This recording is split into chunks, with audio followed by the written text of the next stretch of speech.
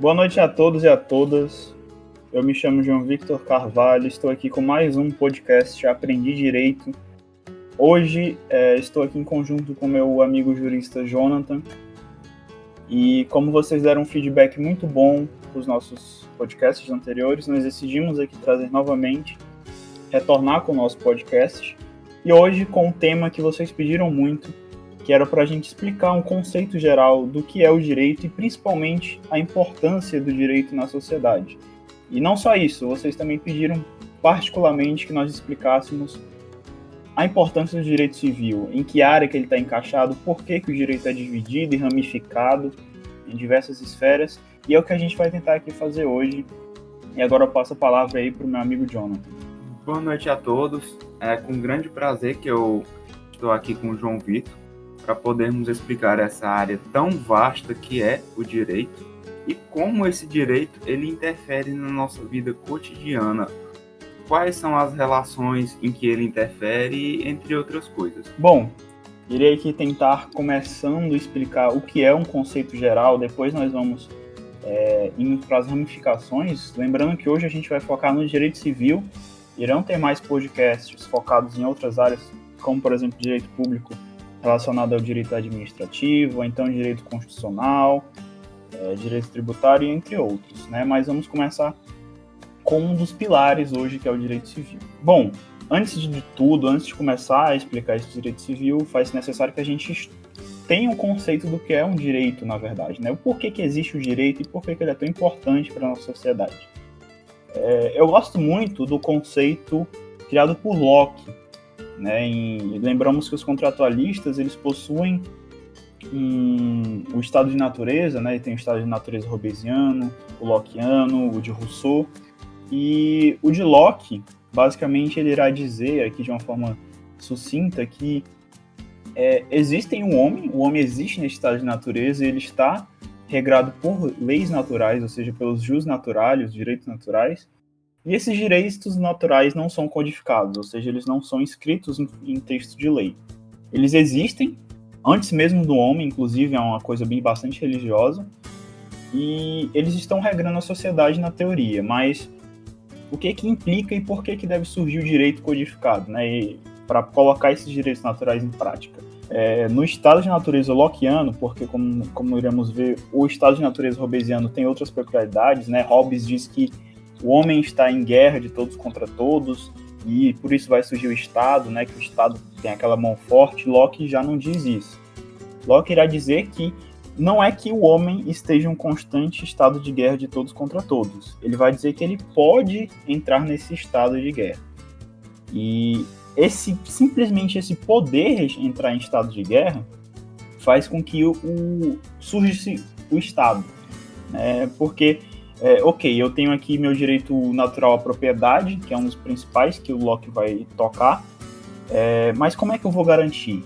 Eu vou garantir comigo mesmo, e se alguém ou outro indivíduo que com certeza nesse estado de natureza pode vir a intervir na minha propriedade, como é que eu vou fazer uma justiça, digamos assim? Né? Se ele depredar minha propriedade, como é que eu vou poder fazer uma justiça? E é isso que o Locke vai perceber que não será possível. O homem não vai poder fazer a justiça com as próprias mãos. Então, vai ser necessário criar um Estado, e esse Estado vai ser o órgão legislativo e o órgão judiciário que irá criar as leis, ou seja, e já também trazendo aqueles direitos naturais, por exemplo, direito à vida, direito à propriedade, direito à liberdade, e fazer com que esses direitos sejam efetivados.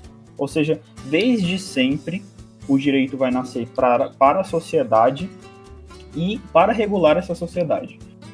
Bom, esse conceito lockeano é um dos que eu gosto mais de explicar porque fica mais claro, mas nós podemos dizer que o homem existe nesse estado de natureza, né? E podemos dizer que o homem existe na sociedade, enquanto sociedade.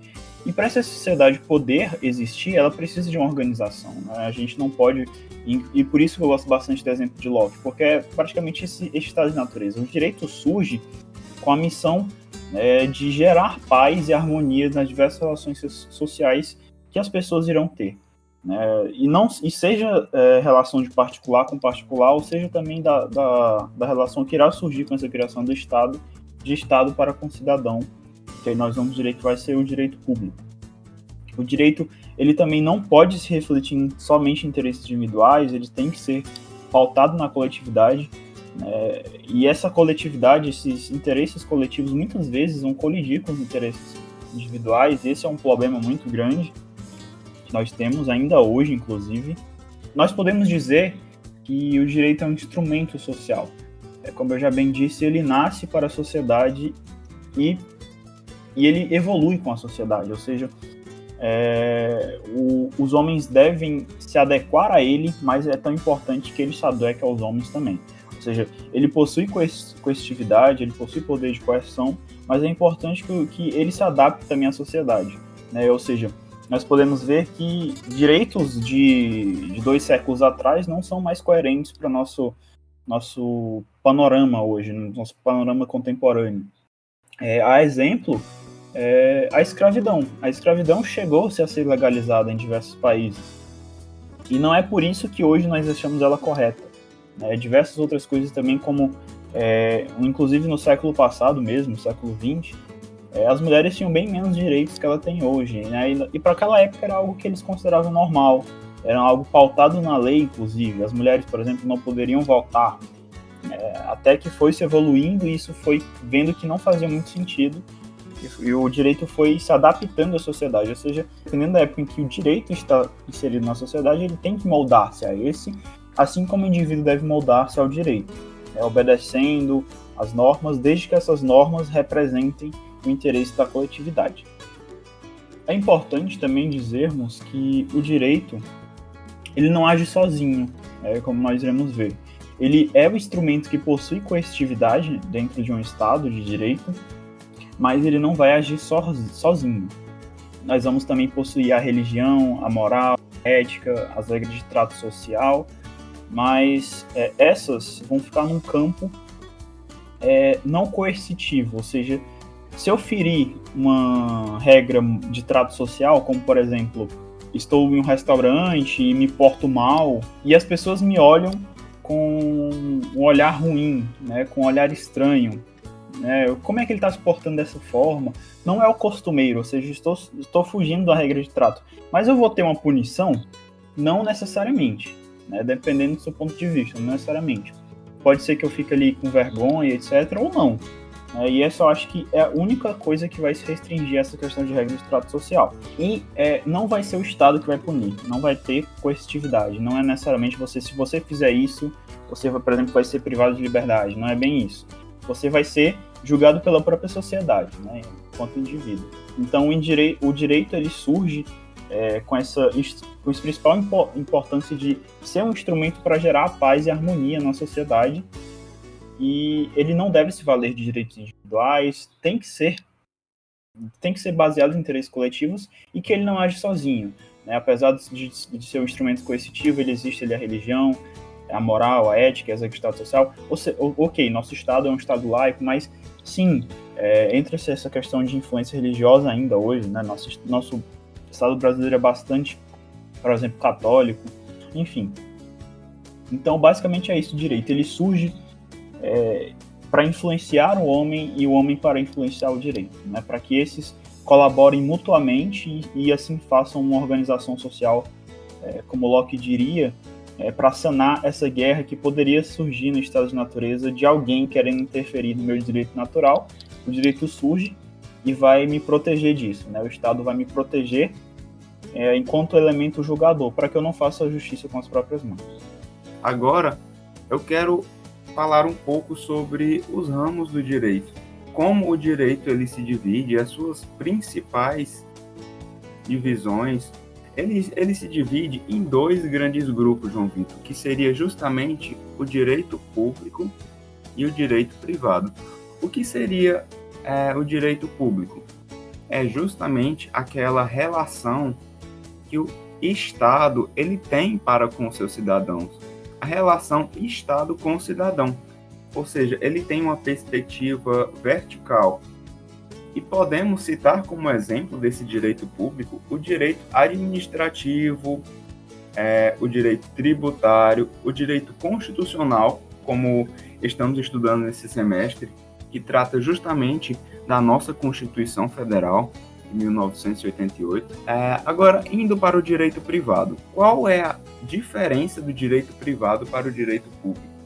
A diferença começa justamente na relação que o indivíduo tem para com outro indivíduo, ou seja, uma relação particular com outro particular.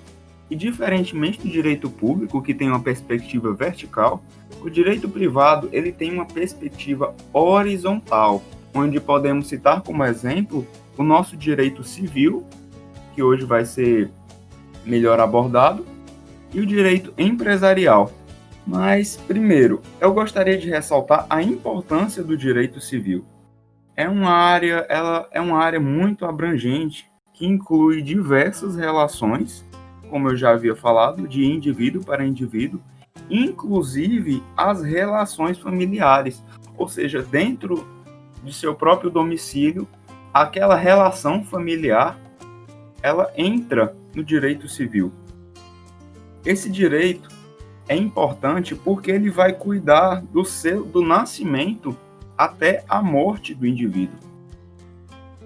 No dia a dia, quando alguém afirma que é divorciado ou que afirma a posse sobre um imóvel, ele está fazendo o uso direto de uma faculdade prevista no nosso Código Civil.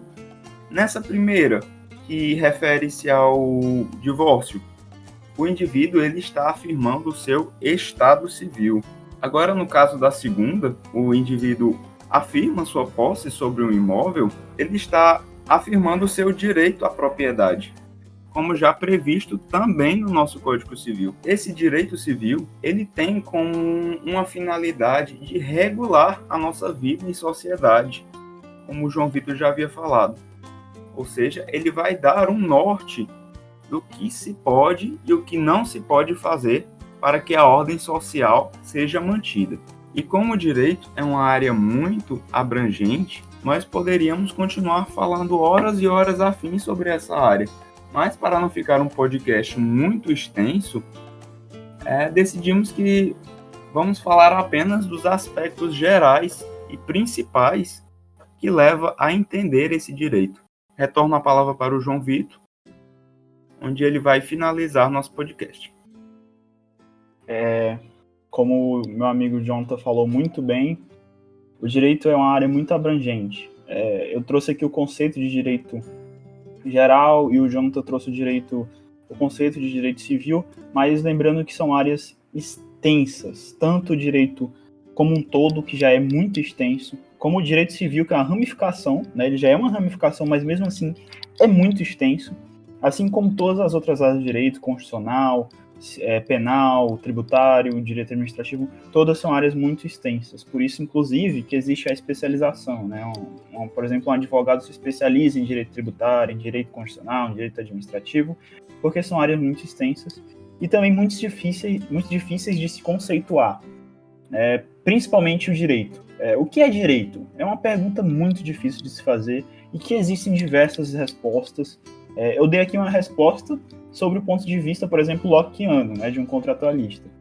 Mas eu poderia responder isso sobre a visão da teoria pura de Hans Kelsen, poderia responder isso sobre até filosoficamente, né, com Hegel, em seu Princípio da Filosofia do Direito, poderia responder isso até de uma forma hobbesiana.